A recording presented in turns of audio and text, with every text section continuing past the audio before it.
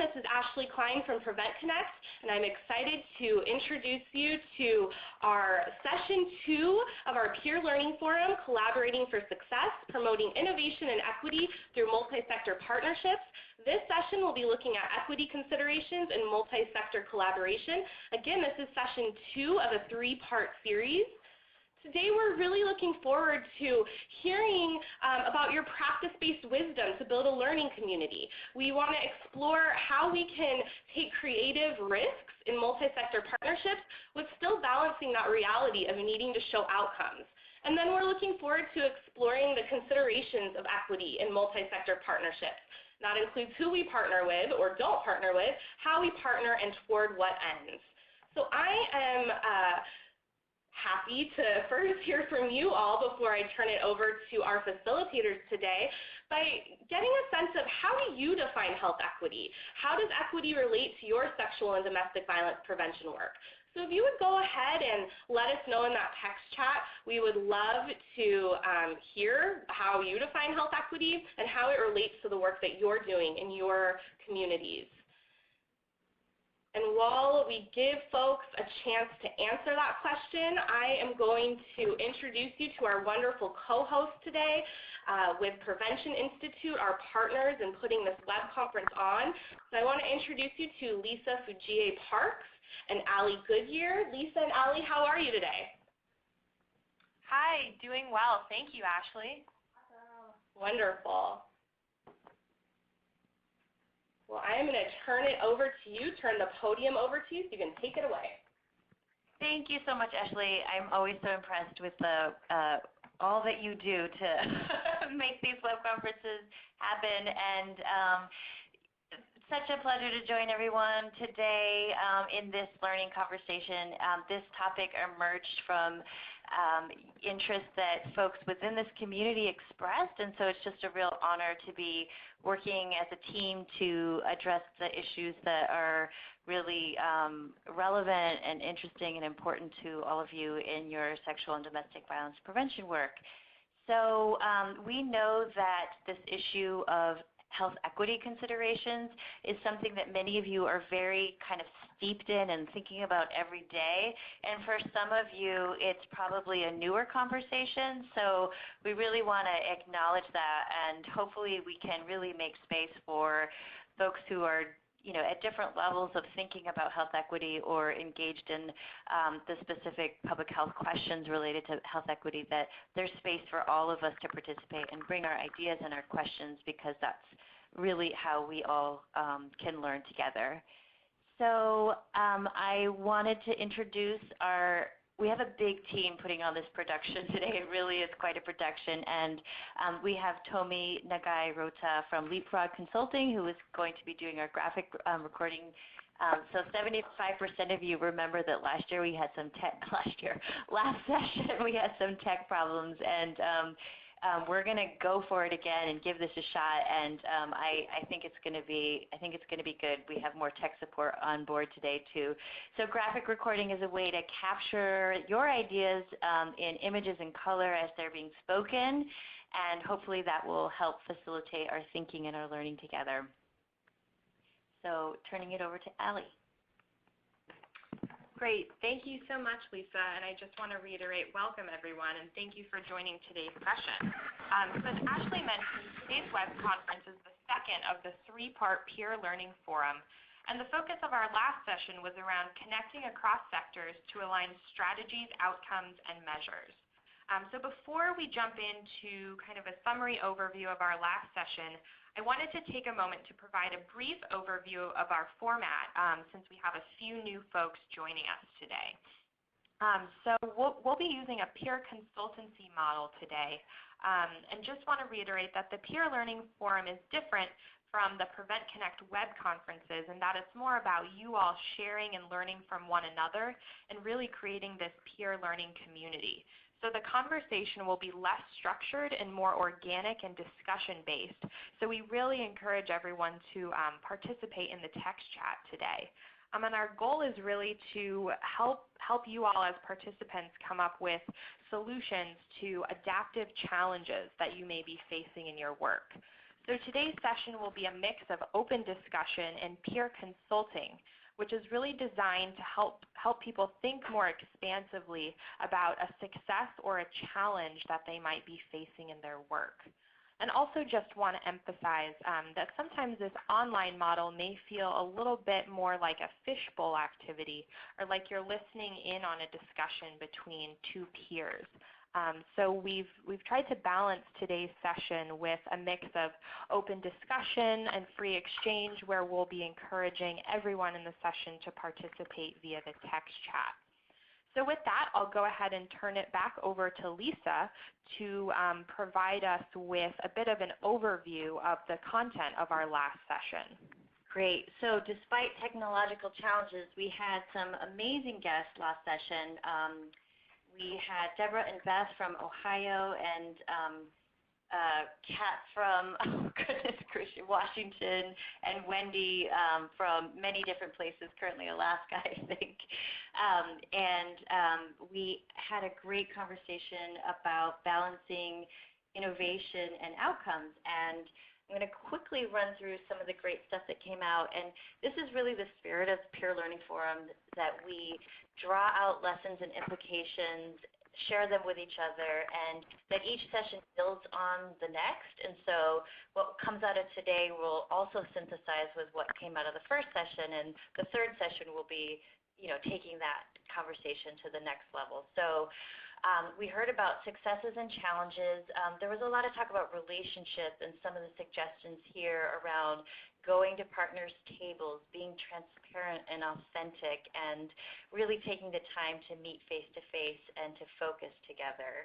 We also heard about, am I advancing the slide? Sorry.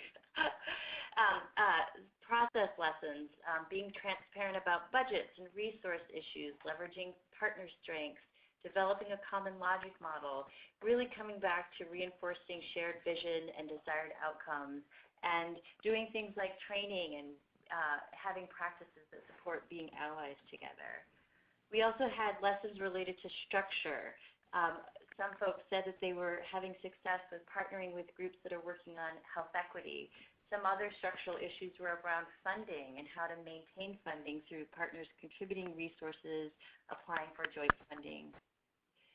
We also had some good learning from challenges to support innovation and getting to outcomes, and some of the lessons were building in time to work through the challenges, bridging different emphases in public health practice by building understanding and appreciation for different types of evidence, research, contextual, practice-based, different types of credentials and sources of wisdom, including community and cultural wisdom, different levels of emphasis on evidence-based programs or on more emerging or innovative programs, and different levels of integration of social justice principles into the work. Another challenge was really learning to balance the emphasis on the joint work while also being a champion for your specific issue area. Some helpful resources came out of the conversation: Connecting the Dots, Neti Spaghetti, Collective Impact Model, bringing in external consultants, and also some really interesting resource needs. Resources for funders.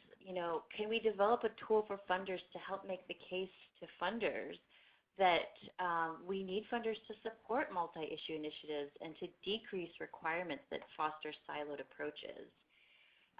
Resources for organizations who are working on issues other than violence to connect the dots between sexual and domestic violence and other health issues.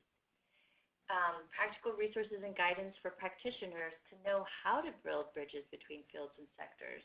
And then resources for sectors and individuals who are newer to multi-sector collaboration to help them kind of transition from how they approach working in a siloed environment to working in a more collaborative environment. So that was some of what came out of Peer Learning Forum number 1, which focused again on multi-sector collaboration with this theme around how to balance innovation and getting to outcomes. So that brings us to today and our guest today, which will help us focus on today's theme, which is really on equity considerations. And you'll see from the lessons that came out of the Peer Learning Forum Session 1 that, in fact, a lot of issues around power and inequities also came up in that discussion as well. So we have the opportunity to build on that. So here are our 3 guests. We're excited to bring them into the conversation now. We have, you can take a look at the fun bio information that they offered us. Again, we're trying to make this a little bit more informal and more about building that learning community. So please take a look and get to know Alicia, Drew, Brandy Sellover, and Noelle Sincere Duckworth. Alicia's from the Delaware Coalition Against Domestic Violence. She's their Engaging Men Project Coordinator. Noelle is the Director of Training and Prevention at the Delaware Coalition, and Brandy is a Program Manager at the Idaho Coalition Against Sexual and Domestic Violence.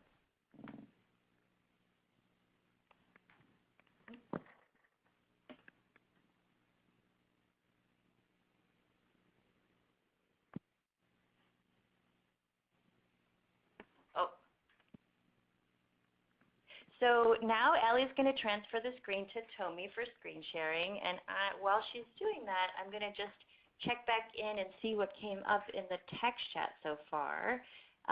Folks talking about how they define health equity and how it relates to their sexual and domestic violence prevention work. So Colleen says health equity is about the conditions and resources that support health that are equitably available to all community members. So it's about the conditions and resources. And Tiara says everyone has what they need to thrive. And it's the basis for their work at their coalition. Sarah says it's the work at the outer layers directly tied to equity and access. And Mark says health equity is how we are operationalizing addressing disparities, including who is most affected and who has meaningful access to interventions. And Jessica says equity is the conditions where people have access to everything they need to live a healthy life. So this is great.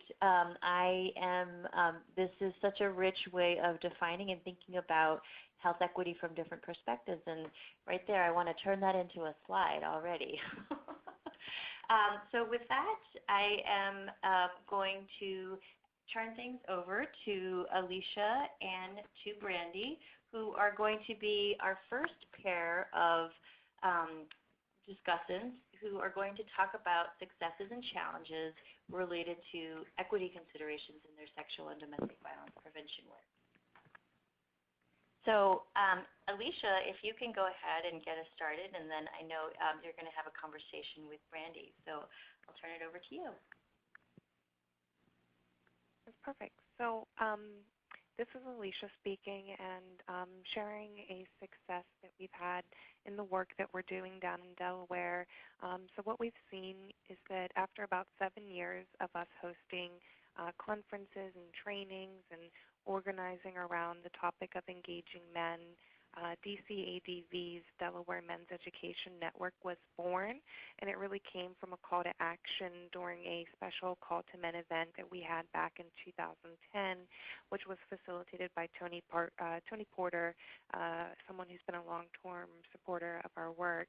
And anyone who's seen his TED Talk, A Call to Men, can imagine why the people in the room were so moved to start addressing the connections between domestic violence and community norms, and really look at how we can promote healthy norms and identify strategies to share concepts of healthy manhood, equality, and respect, and start to look at how all of these things are connected towards each other. So originally, Delaware Men started as a group of individuals coming together, but back in 2013, after receiving RPE funding, we were able to scale up our efforts and expand our original mission of mobilizing individuals to start to look at employing a coalition-building strategy, which mobilizes now campus, military, and community-based partners who are working together as a network to build their organizational capacity to implement sustainable and effective public health strategies, and really start to explore how we can promote healthier forms of masculinity as a way to engage men in domestic violence prevention. And that's grown into such a robust and diverse network of MOU partners, anywhere from an LGBTQ community health center. We have a historically black college and university, neighborhood centers, military partners, four-year universities, as well as community-grown groups who work with black and brown youth in the city of Wilmington.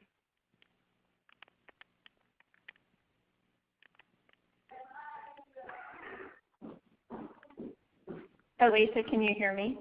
Yes. Okay. Well, this is Brandy, and Alicia, your approach with engaging men sounds so, as you state, robust. I wanted to really find out. You talked a little bit about, the baseline of an inspiration with Tony Porter and coming in and really facilitating the aspect. I wanted to find out a little bit deeper in terms of why do you think that it was so important to hone in on what appears to me as communities of more populations from marginalized communities, such as LGBT and men of color, et cetera? Yeah, that's a great question. So I think to start first, the concept of engaging men as a strategy to reduce and prevent violence was an important focus that the coalition was doing, I'd say way before it was a trend nationally, because like many other colleagues in our sister coalitions recognize that in order for us to really successfully prevent violence, we have to engage in primary prevention and address root causes. So when you start to look at the root causes around harmful gender norms, you're also exposed to the root causes such as structural violence and racism, homophobia, transphobia, and how they're all interconnected, which allows for us to come together in that shared space and really think about the commonalities that we have, but also what's unique about each partner, and then how we can work together as a unified front to address root causes, which then benefit all of us within the network. Can you share with the group what kinds of, maybe some examples of what some of those contributions have been in terms of kind of catapulting this particular project? I guess I say that in terms of, how has it helped you to kind of be synergistic, if you will, to have these additional organizations working in collaboration and in such an equitable manner, beyond what it would have potentially been like had it just been maybe traditional partners? Mm-hmm. Well, I would say that, yes, synergistic, yes, but it also can create a space where we really all have to come together, check our privileges, and really think about valuing and understanding the wisdom and the lived experiences of other people, and that can be difficult work.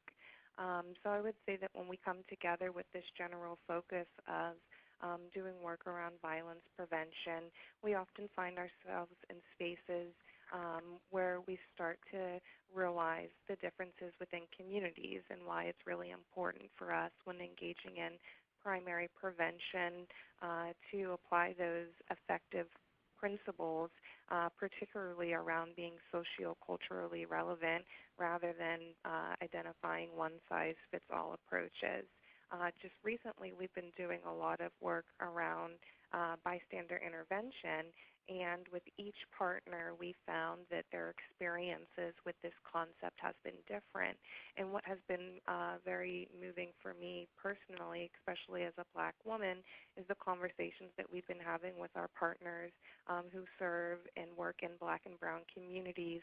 And they talk to us about how a traditional one-size-fits-all approach to bystander intervention isn't effective in their communities, and it could be potentially dangerous for individuals who might be employing those traditional strategies. And we, because of the safe space where we're able to talk to each other, we had people sharing experiences of people in their community putting themselves in front of loaded weapons in order to stop violence. And even just week after I moved to Delaware to work with the coalition, there was an incident of a man who was murdered right outside of our office as he was trying to intervene to protect a woman.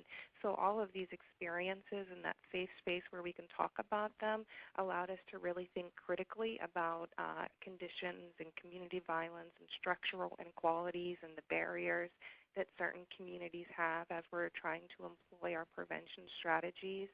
And I think the beauty of the diversity of our network is that although not all of our partners are impacted, for that example, by community violence, it did get them to step back and say, you know, wow, I never thought about it that way. And then they're able to transfer that knowledge into their respective communities. Wow, thank you.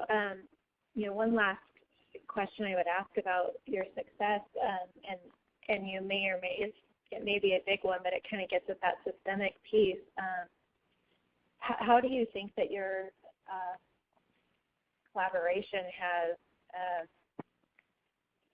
has really begun to interrupt the massive sort of systemic kind of issues of inequality that has tended to That's exist? a great question. Yeah, and I'd love to hear from others about how we can continue to facilitate that process, because I would say that right now these conversations are really helping us grow as individuals and organizations, and then we're really looking at then how do we frame that work so that we can start to have impacts within the system. So this network has really provided a space for us to grow together and engage on this journey of process and understanding, and allowing us then to have that ability to make some systematic change.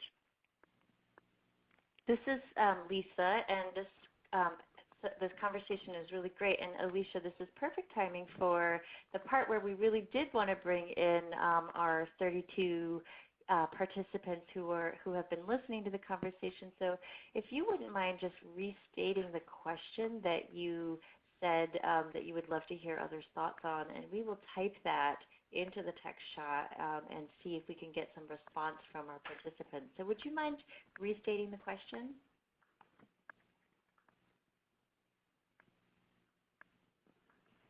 I'm sorry, I was muted.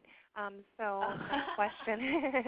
my question was with regard to how we start working together with such diverse partners to be able to move systems forward, because we've had a lot of growth in our individual knowledge and capacity, much like the social ecology model. But as we're moving forward, then what changes can we have within the community and the society because of the network that we've been forming? Does that make sense? It does. It does. Really, it sounds like you really started with doing some really important individual level work, and you now want to build on that and sort of take it out into change community conditions. Is that right?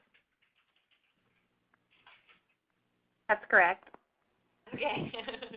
Great. Well, we're going to get that text chat question out to our participants. And while we're doing that and also giving time for people to think about that and to respond, I do want to keep the conversation moving and ask Alicia and Brandy if you could move into the question about the challenge.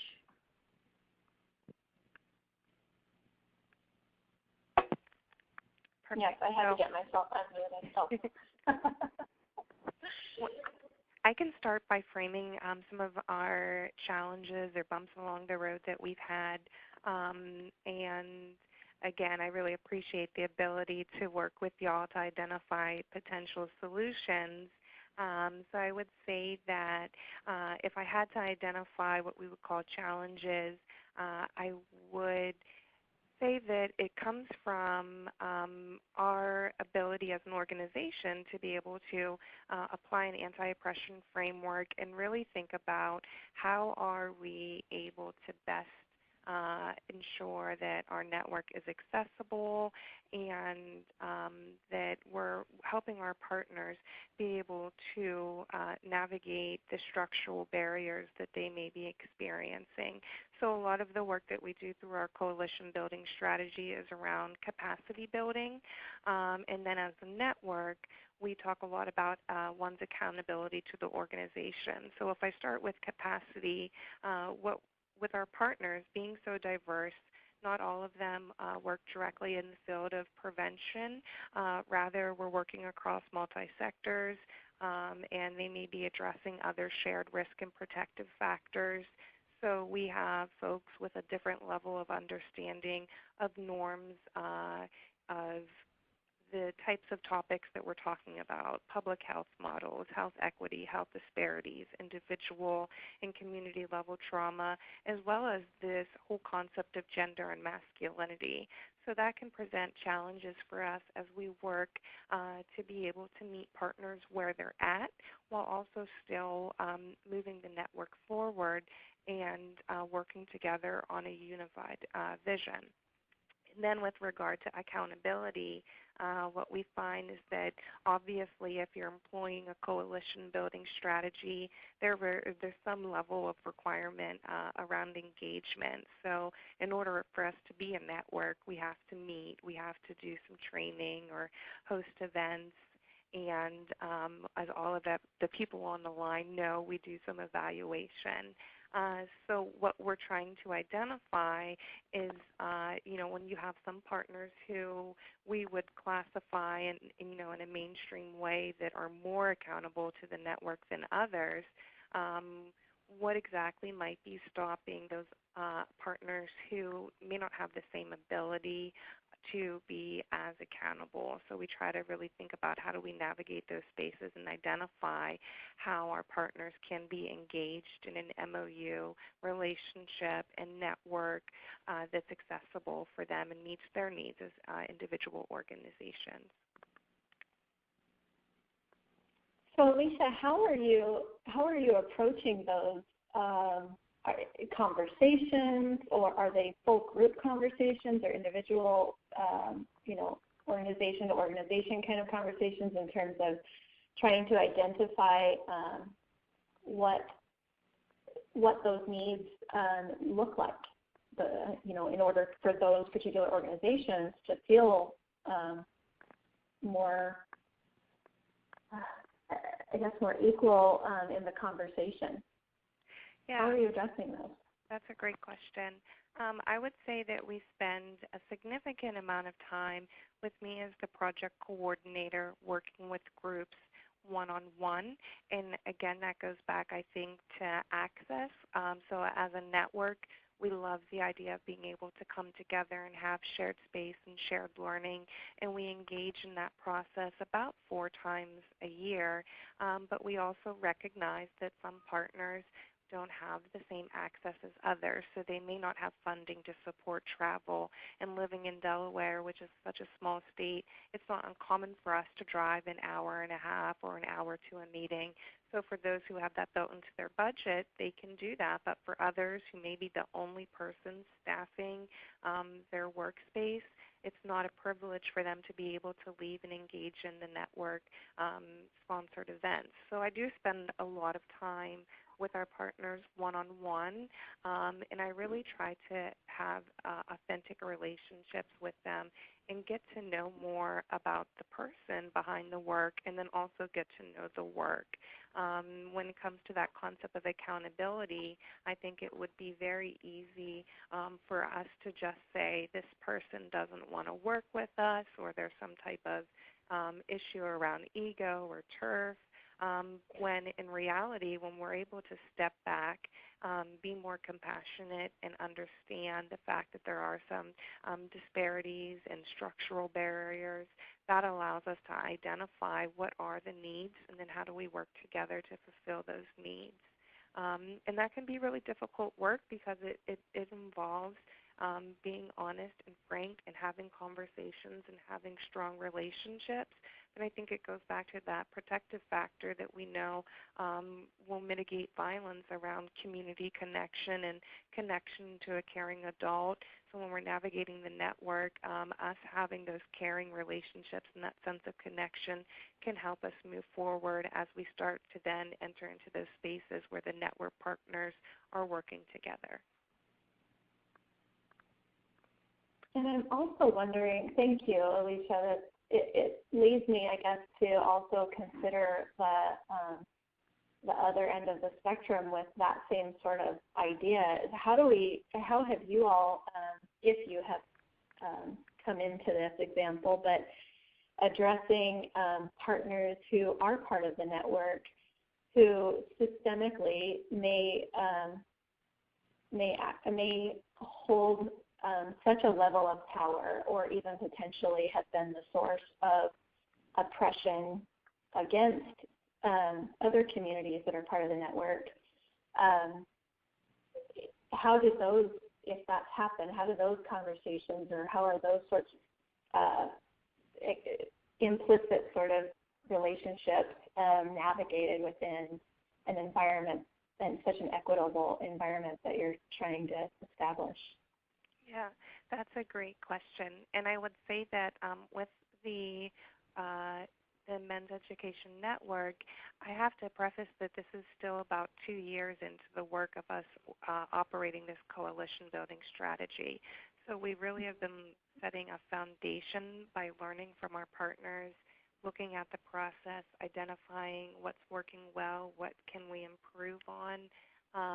And I think that is going to help us as we move forward and create a space where it's more of our partners coming together and having these conversations. So as I've said, it's really me in one-on-one with partners, and then the coalition staff and myself reflecting and being introspective and thinking about what we can do to provide a space that is safe for our partners, especially considering, like you said, that there are times that within a diverse network there are people with privilege and there are people with power, and it's I believe that when we're able to create that safe space and we recognize the shared goal that we have with each other, it allows us to have those real critical, difficult conversations to help each other grow. So it comes from a place of understanding and wanting to move forward, while also being able to honor and acknowledge the real, manifestations of individual and community and historical trauma that people experience. So right now I would say that our experience actually doing that type of work with our partners has been limited, but within the last few weeks, particularly with the climate of our society, we've been having a lot of conversations, and our partners are starting to engage with each other in a way that I haven't seen when I first started the coalition. A great example is that after the incident in Orlando and the most recent acts of violence, Black men being killed by police officers, we had our LGBT Health Center and members of the historically Black college and university that work with us who started having conversations about how do we work together to make the connections around both of these issues and how hypermasculinity and other forms of oppression tie together. And I don't think that would have happened a year ago. So we're starting to get to that place where the partners are feeling comfortable to have those difficult conversations with each other. Great, thank you.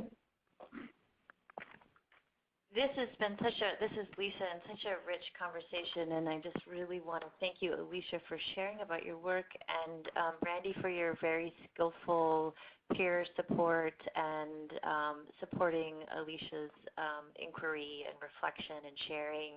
And I think this would be a good time to bring our participants in again. There's been some really rich text chatting, and I'm really enjoying it and appreciating it. And I also want to see at this point, do some of the challenges that Alicia raised, do they resonate with you? And also, do some of the solutions that she talked about, or kind of how she's addressing her challenges, do they resonate with you?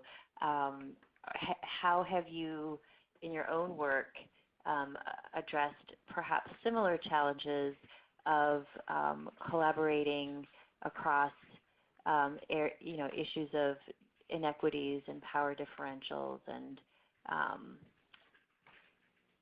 so I hope you're able to type that in, Allie, because that was about 3 or 4 different questions. But we'll go ahead and send that out to folks. And while that is happening, I just want to see if Alicia and Brandy, you have any kind of final reflections that you want to share before we turn it over to Brandy as our sharer and engage her in some conversation.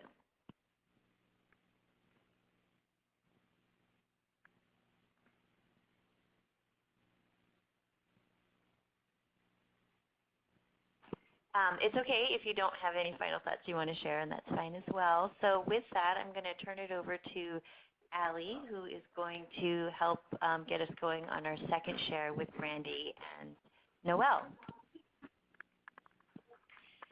Yes, thank you so much, Alicia, for sharing your success and challenge with us, and Brandy for contributing those really thoughtful questions and for helping us to launch this engaging dialogue today. So Brandy, we would now like to transition to you as our next sharer. So in just a couple minutes, just to describe, take a couple minutes now to describe the success that you have achieved in your work relating to multi-sector partnerships. So Brandy, I'll turn it over to you. Great, thank you, Allie, and thank you all for allowing the time and space for us to be able to share this. So from the Idaho Coalition has been intentionally embarking on a transformational process, both internally and outward facing, over the better part of the last 4 years. Our organizational transformation really, although still very much a journey, has had an intentional focus on reassessing our individual and organizational values to align with the concept of liberation of the last girl. The last girl, just to define that and to make sure that that's out there for everyone who's not heard that concept and understand or even know, have a representative of someone in their mind as to who the last girl is. The last girl is an intentional naming of girls and women and individuals who are gender oppressed. And more specifically, this concept is amplifying the voices of people and communities who are the most marginalized. This concept comes from the teachings and framework from people like Mahatma Gandhi and Martin Luther King Jr. With the concept that you may have heard from, like, Gandhi as the last boy, or from Martin Luther King Jr. as the least among us. The last girl is at the center of our individual work as a coalition, our individual focus on the work, really, and as well as organizational values and action. And ultimately, we went through a theory of change development process and finalization to really delineate our values of compassion and interconnection and leading boldly and social equity and collective liberation. All of these values are our foundation to address the issue that we define as gender violence fueled by multiple intersectional systemic oppression. And this theory of change reflects the last girl as our North Star and values and strategies to achieve the ultimate change that we seek as an organization and as an intricate part of the larger movement. So the primary strategy to achieve our ultimate goal of liberation for the last girl is set out by centering solutions on the last girl. So this means things like showing up period, in an equitable manner in all of the work that we do. And so the theory of change has informed the development and the use of a decision screen that we use organization-wide. It's a tool that's designed to support consistent and structured organizational reflection and decision-making for the Idaho Coalition as a whole. It's intended to support critical thinking and decision-making at all organizational levels, in really truly in service of maximizing allocation of our time and financial resources, ultimately towards realizing the theory of change. Our theory of change impacts the decisions that we make on even on what sort of speaking engagements or trainings we go to or that we conduct. It has served really as a way for us to commit to maybe more so committing to making informed decisions around strategic partnerships, and especially how we show up in those spaces from an equitable standpoint. Again, it's been nearly 4 years since we began in what I would say the thick of this journey. So to say that this has been a quick process would really be deceiving you and all the participants, but it has just the ultimate success, I would say, of even getting to the point where we have refined so much our values, our individual and organizational values through this theory of change, and we have a very directed and pointed strategy in which to ensure that everything that we do and every way that we show up is in service to the theory of change and showing up in an equitable manner, which also obviously means challenging ourselves and challenging our partners.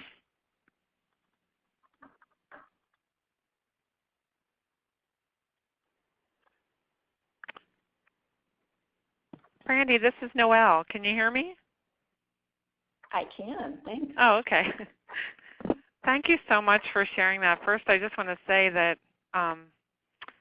I've been, from afar, obviously, but been witness to and admiring the amazing transformation coming out of your state and coalition, and it's been extraordinarily helpful, I think, for the work that we do as well. So thank you all for taking this 4-year journey and really making this work come to life in so many ways.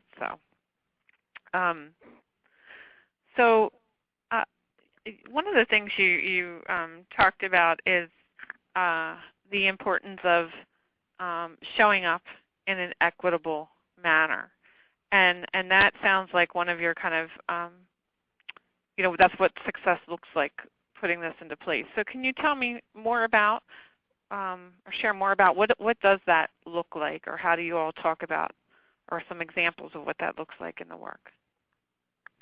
Sure. So,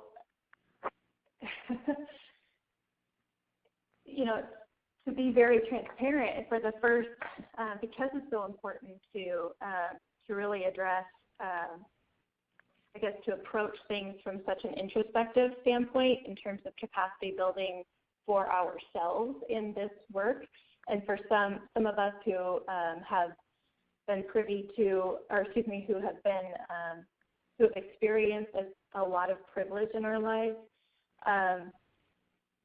it ended up, obviously being a much more a longer journey than others in some cases, and still continue to be on that journey. So we are really just at the point, Noelle, of beginning to do more outward-facing applications, if you will, of this whole process, because really for the good majority, I would say the first 3+ years, we spent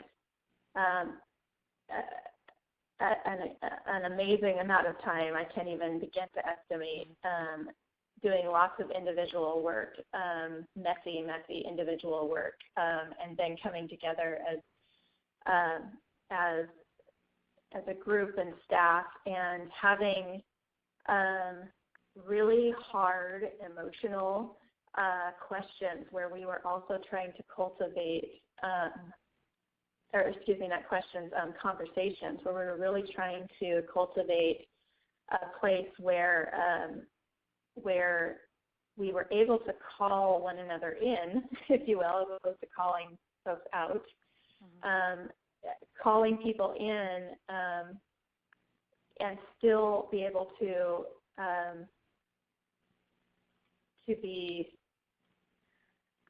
address, I guess, the systemic oppressions that even existed among our staff, that in many cases were rather invisible to a degree for some of us.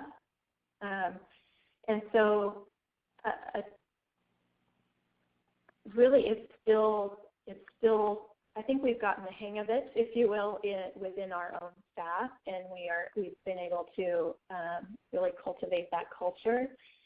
But we are really just starting to do that outward-facing community format conversations and starting to build those strategic partnerships where we're able to have more open and transparent conversations within those partnerships. I don't know if that fully answered your question. Yeah. Yes, thank you. I don't know if we're going to move into the wider group now, Lisa, or shall we continue? I think you can continue for a little bit longer if you'd like. Oh, okay. I was just watching time.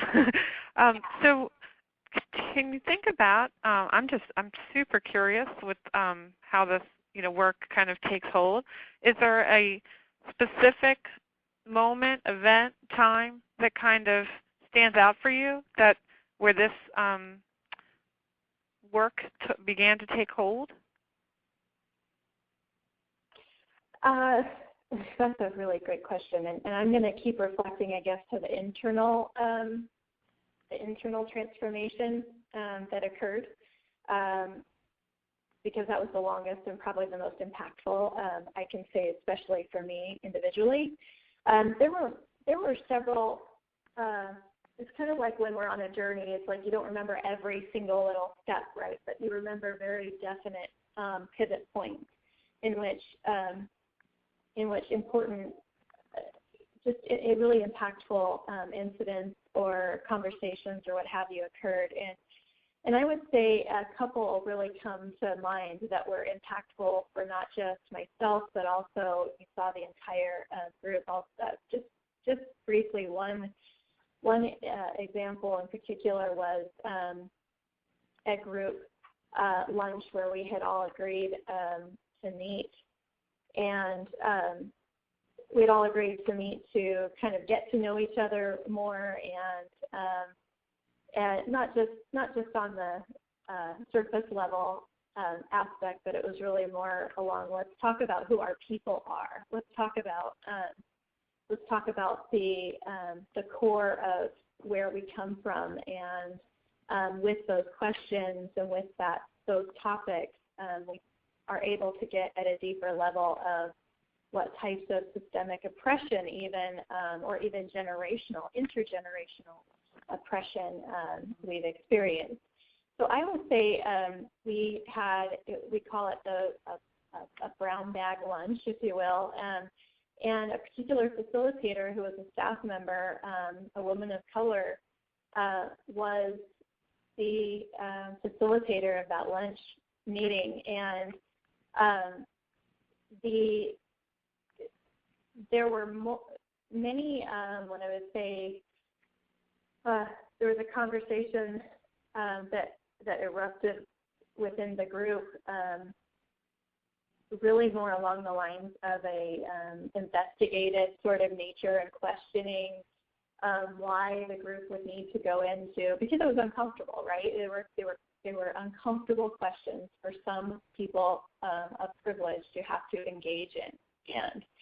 And so the nature of the conversation went very much into suspicion and investigative and questioning, and so the conversation, ultimate group conversation, did not come out at the end with the original goal, but what it did come out with, or what we all did come out with ultimately after a very messy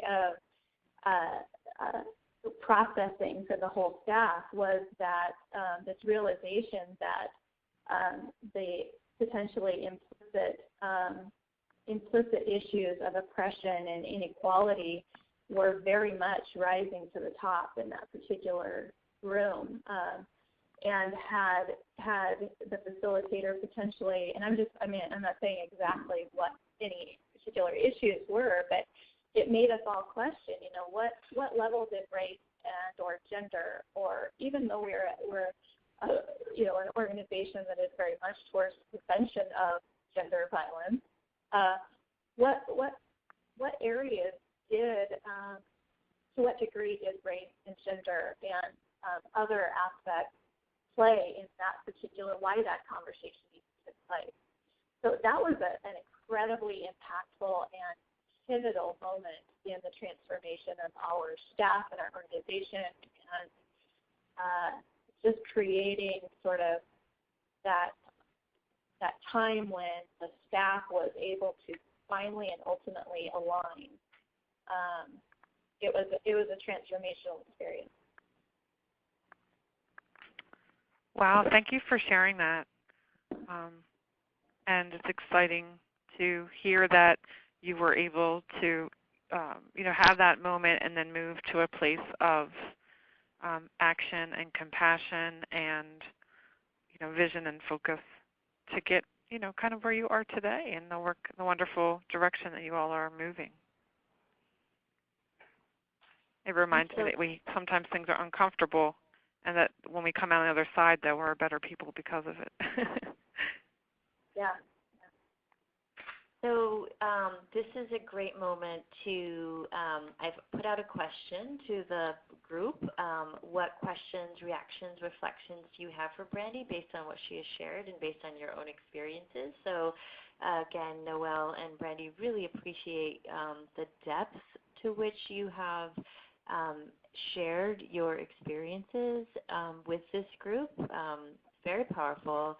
And now we want to invite Noelle, if you have reflections that you would like to share, and also participants who are participating by text chat to also share your own reactions and own experiences about some of the internal organizational transformation that Brandy's been speaking about. So I don't know if you wanted to, do you have anything that you would like to share, Noelle?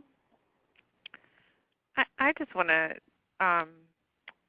quickly say that I've been doing this work for a long time, and the language that's being lifted up here, the work that I has been doing, and others as well. But it's an exciting time to hear concepts of centering solutions. The concept of the last girl, and revisiting the critical notion of the least among us. Collective liberation.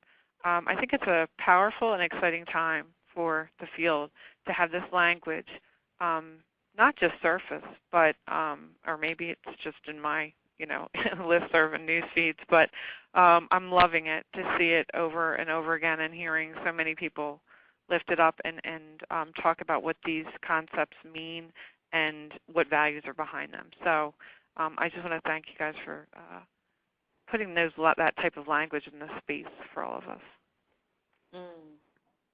Thank you, Noelle. And I'm going to pull in from the text chat here for you to react to, Brandy, if you're open to it, and feel free to respond however you'd like. Rebecca is interested in how you have sustained the transformation, and I'm guessing she's thinking of, some of the barriers and challenges that come up with, having these moments of transformation, but how do you sustain that when perhaps new dynamics come up, new people come in, those sort of things. Tracy's interested in if your organizational policies, mission, vision, etc., changed as a result of your organizational transformation. So sounds like both of them are kind of getting into, how do you sustain and perhaps institutionalize the kinds of big transformative work that you've been doing. You want to start there? Yeah, and keep me on time if someone will, please. But these are such amazing questions, and believe me, I have examples. So, Rebecca, I would say first off, your question about kind of sustaining the practice, and Tracy, in terms of the policies and practices, I would circle back around to that was the foundation. Well, first off, the great leadership, if you will, the innovative leadership of our executive director, Kelly Miller, and her connection, especially to cohort 2, Move to End Violence, and the continuing, the previous cohort and the continuing cohort of Move to End Violence, and the influence that has had on us, and also the resources that Move to End Violence has continued to provide us with to move forward and sustain this whole process has been phenomenal. The theory of change itself that serves as our strategic framework for the entirety of the organization. So to say that has impacted our policies, we've changed language, we've changed our direction, our full approach, all based around the strategic framework and whether or not it actually centers solutions on the last girl through the strategies that we've laid out to be the most important, based on the framework that we set out. So that's kind of a structural way of sustaining, a structural yet very organic way of allowing us to sustain what we've started. And I would say that physical practice and self-care, individual self-care, leads to organizational self-care and sustainability. That's not only something that we've learned through the involvement with Move to End Violence and the other amazing colleagues out there who are also doing this work, but we have adopted principles and practices such as physical practice among our entire staff. So our purpose at about 10 a.m. or before any staff meeting or staff gathering, we all come together and practice with intentionality, breathing exercises, and we do a 10-step, if you will, Tai Chi movement, which is also tied in with many of the other movement makers out there throughout the nation. But these are ways, and the organization has also put in place policies and practices where we are able to have, for instance, they will reimburse us and fund us for self-care, individual self-care practice throughout the month. So investing in the self-care of each of the staff members is important to build and sustain the larger work and the larger movement and the strategic framework in general. Some great examples and resources that you're sharing, Brandy, so I hope that's useful to participants who are curious about the extent to which you are making this transformation and the practices that you're using to embed it and sustain it. So thank you for that. And I think this is a good time to move to the next part of the conversation, which is about a challenge that you're facing, Brandy. Thank you. So I mentioned a bit earlier about with being very, very pointed and strategic about building our strategic framework and reassessing our policies and our practices, building all of that internal, the success that's come from building all the internal capacity and creating that transformational opportunity. But that was all very much inward facing, if you will. And then the time came for us to begin to really put this into practice. And that meant diving in and beginning to bring this to the lives and the partnerships that we currently had, right? So diving in and doing ratings and research, et cetera, and even in the case of the Idaho Coalition, like I mentioned before, like we had the privilege to make space in our days and our weeks to engage in half-day and whole-day introspection and transparent, like internal collaboration, where we cultivated this environment where we were all comfortable to call in one another on issues of race and gender and power and privilege, ultimately to create a less structured and less hierarchical structure, if you will, that proliferates inequity. But what we did experience when we started to do some outward facing and moving outside of our own walls were definitely some challenges in terms of how do we address this with our partners, and how do we begin to restructure our partnerships. So one particular example I would give of a challenge, because there's in this work, there has been so many, but one in particular that was very illustrative, was that the Idaho Coalition had convened, we set up a convening where several member programs and several of those strategic partnerships that we had begun to form, who were culturally specific programs, but they were new to our collaboration. That included folks like Native Women's Coalition in Idaho, several Latina coalitions and networks, and also several representatives from the tribal communities and reservations around the state. Our very skilled facilitator, Norma Wong, who many of you are very familiar with, asked the participants to just go around the room and talk about one of the biggest challenges that they have around equity within their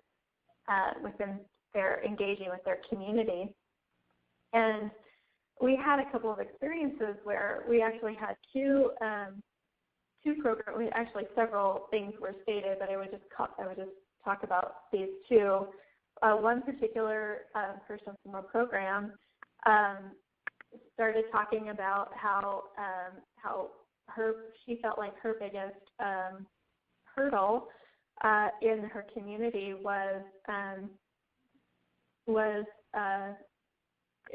dealing with or working with native folks from the tribal lands because of her assumption that there was more alcohol and or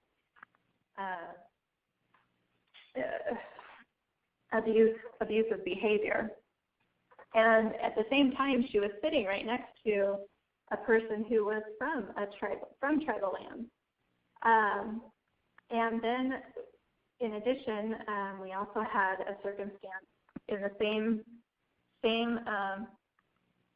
space and time of another program person calling out her beliefs about other communities of color being more violent in her beliefs against women of color.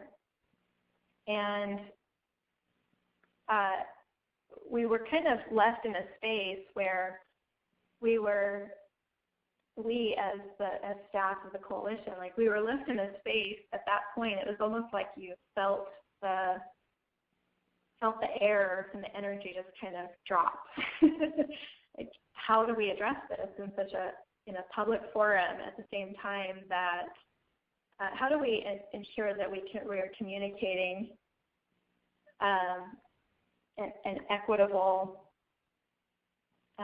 inclusive space, and yet these sorts of things are happening, and we're also trying to develop and cultivate partnerships.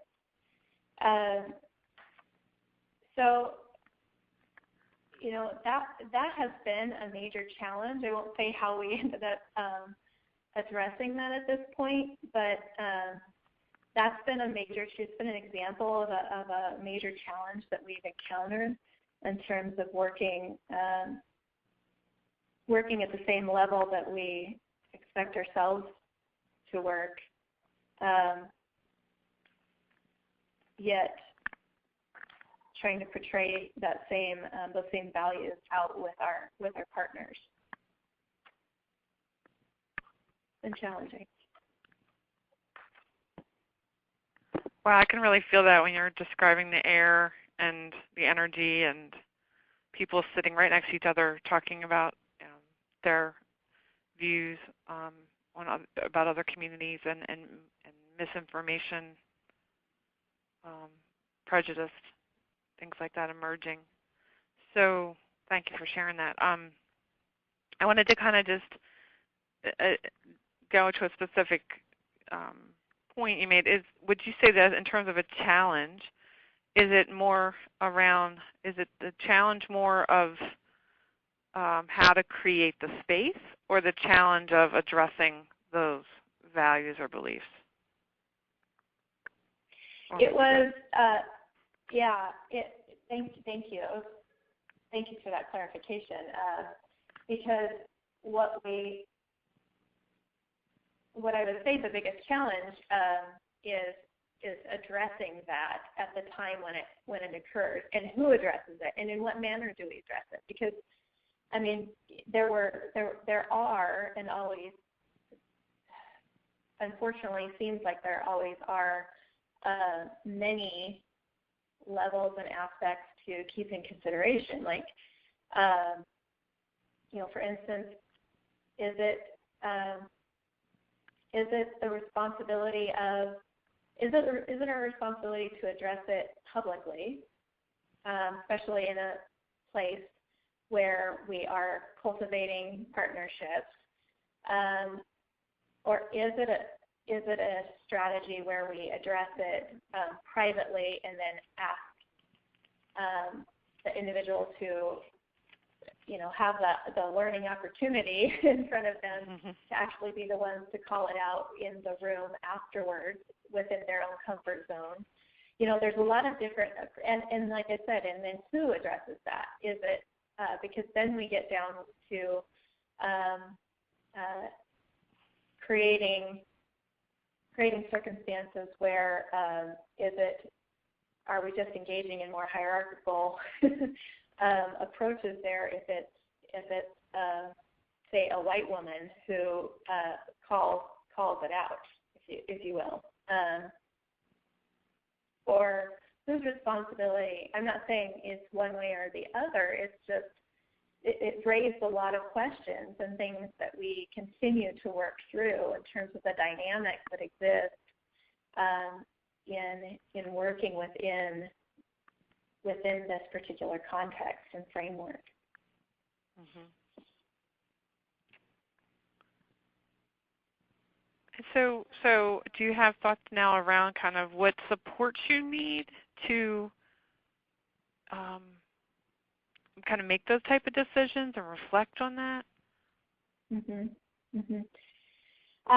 So the pathway has typically been now, since with those particular learning opportunities that we've begun to encounter, is being able to come back to this partnership group and be able that we've cultivated either within our organization or with partnerships strategic partnerships that are aligned with these same sort of values to come into community and actually have those conversations in terms of really diving down into the context of what the circumstance was. It's really more about just using time and conversation with those partners to identify what the best way forward is. It hasn't been a one-size-fits-all, Noelle.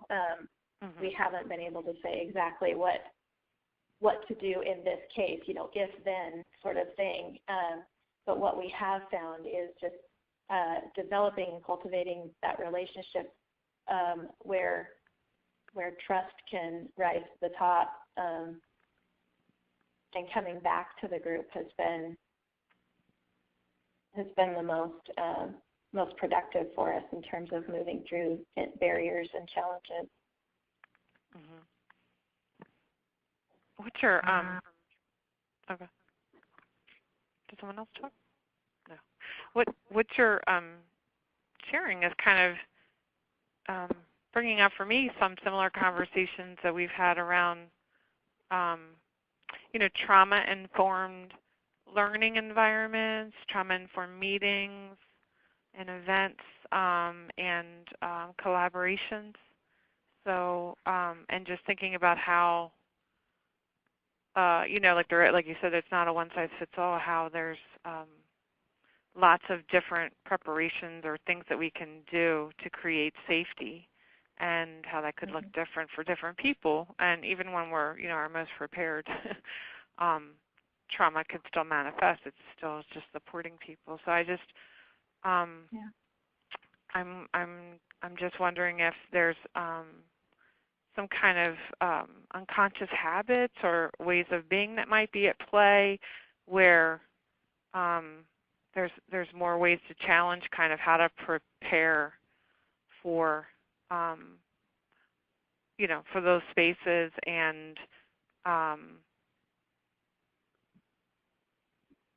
to kind of set the stage for participants to feel safe and have those and go into those deeper conversations that your staff have been having internally, and how to have that in a more external, outward-facing manner. I don't know.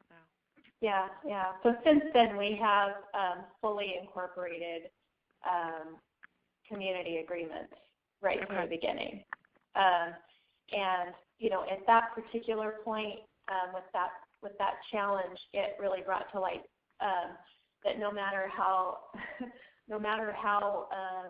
light you think the original, because that was literally it was literally the introductory question, just to get everybody starting to feel comfortable even being in the room together. It was like the first, and those implicit racial biases were coming out just in the regular conversation, right? And so our learning piece definitely was no matter what,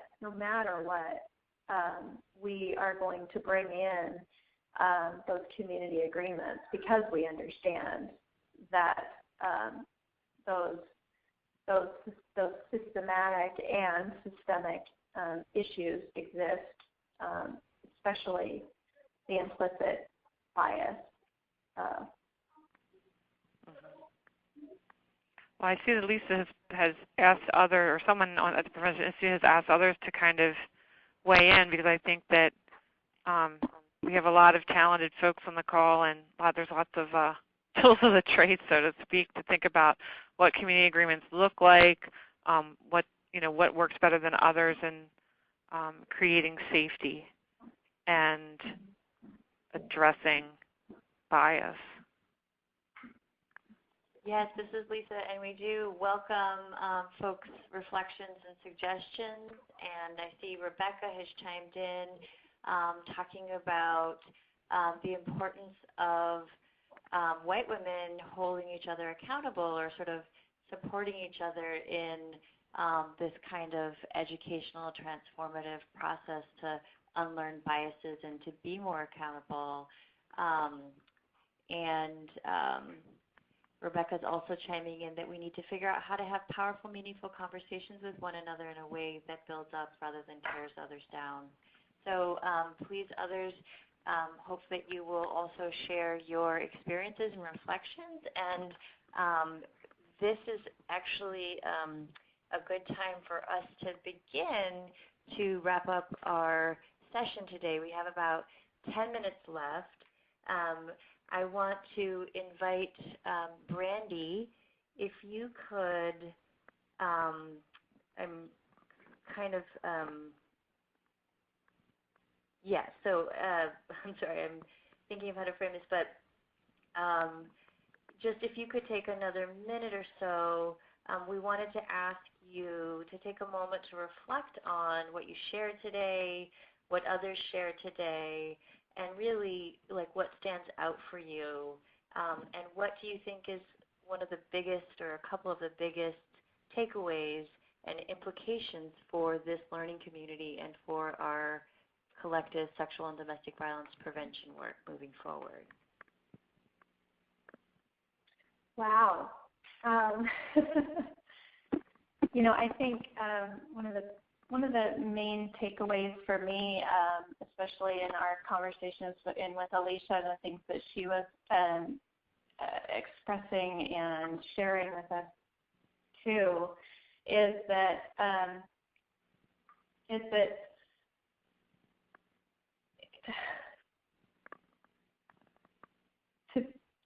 I would say that introspection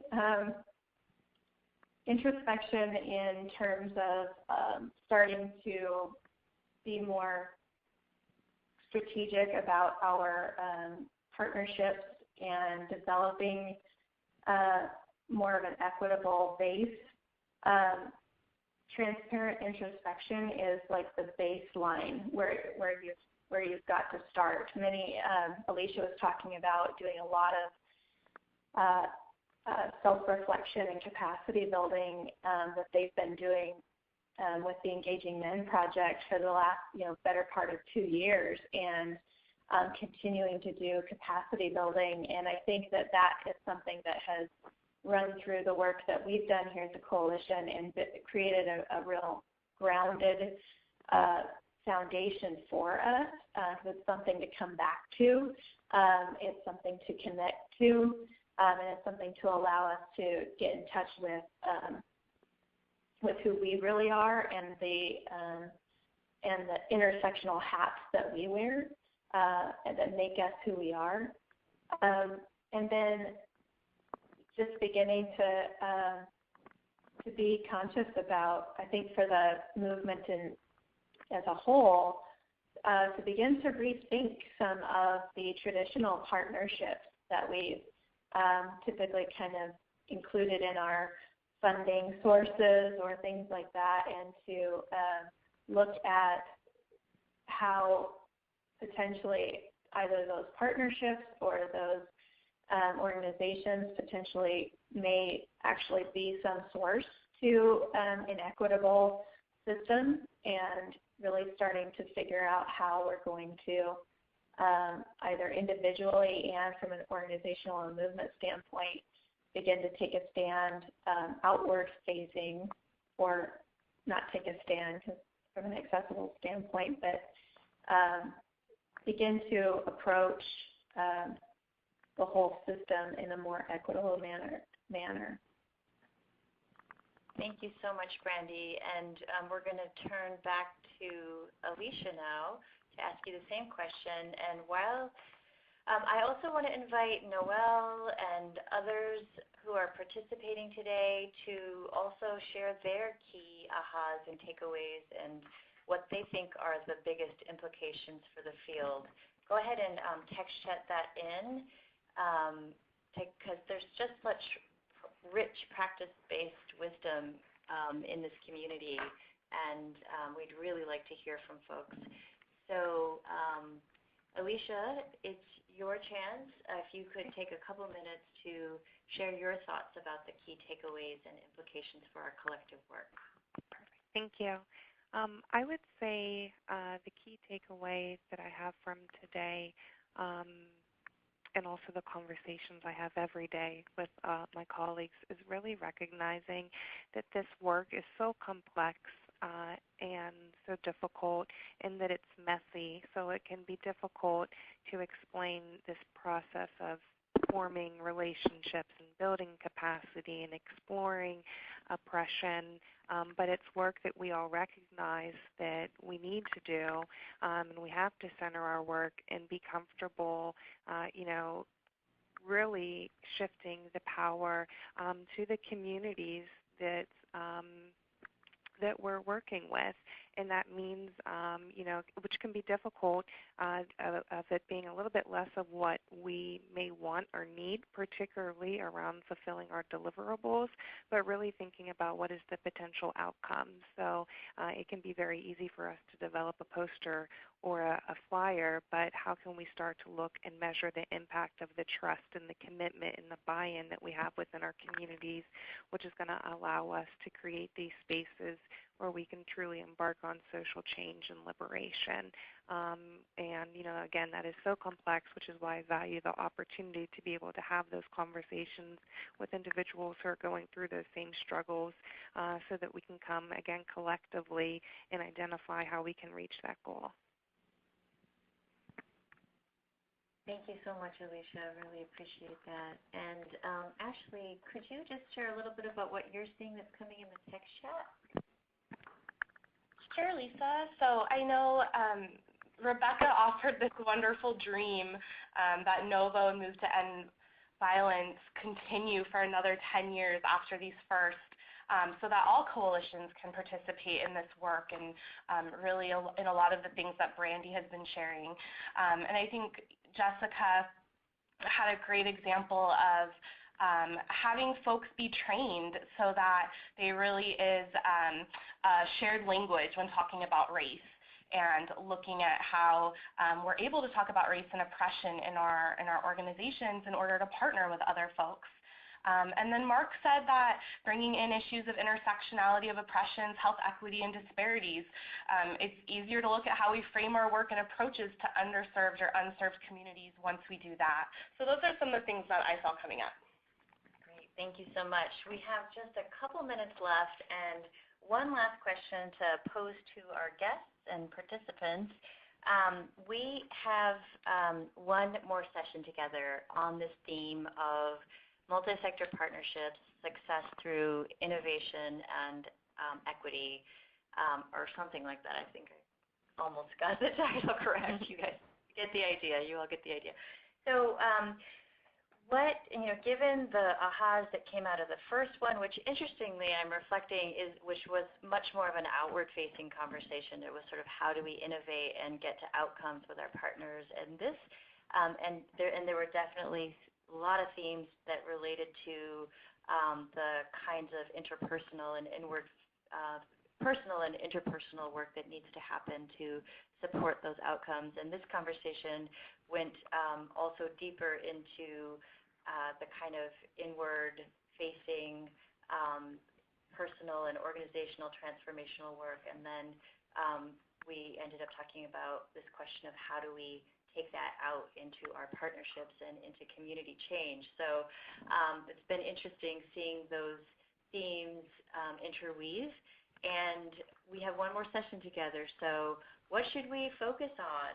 What are some interesting questions that you would like to grapple with in this last session so that we can really round out our collective sharing and learning together? And I took some notes somewhere, if I could find them, on what might be some interesting questions, and I can't find them. So hopefully you all have something to say. Noelle, Brandy, Alicia, you want to share? I mean, I don't know if this is exactly going to answer your question, but one of the questions that was coming up for me that I'd love to hear more about, and it seemed to be a theme kind of in this call, is, just asking ourselves, what are we prepared to do, and how do we make those decisions and come to that? As a domestic violence advocate, one of the key things they teach you, or we teach each other, is when you're working with a victim, and safety planning is to find out what their biggest worries are and their concerns, because it could have nothing to do with the domestic violence that they're experiencing at the moment. And we've always, as a movement, been prepared to handle, or tried our best to be prepared to help them with those bigger concerns. So if we're going to engage with communities and do work on oppression and really align our work, how is that different? When we go into a community and we hear that these are our biggest concerns, I can come in and say, oh, I have a great domestic violence prevention program I'd love to talk to you about, and they say, great, here's our Black Lives Matters, protest sign, get in line. So, how do we make sure that we are prepared to follow through with those commitments? And then the other piece is I'm sorry? We have about 1 more minute, so I okay. You can go ahead and quickly share, and we'll see if anyone else has something. It's just coming from that place of understanding and learning more about how to build relationships, not just with communities, but with each other. We hear so much talk about, diving deep into strategies, but we've got to dive deep with each other. And we've heard a lot of examples, I think, today about how we started to do that, but I think we pretend sometimes that as a movement we've got that figured out, and there's a lot more work to do around that, I think. Great. Alicia, Brandy, any final thoughts or suggestions for the next session?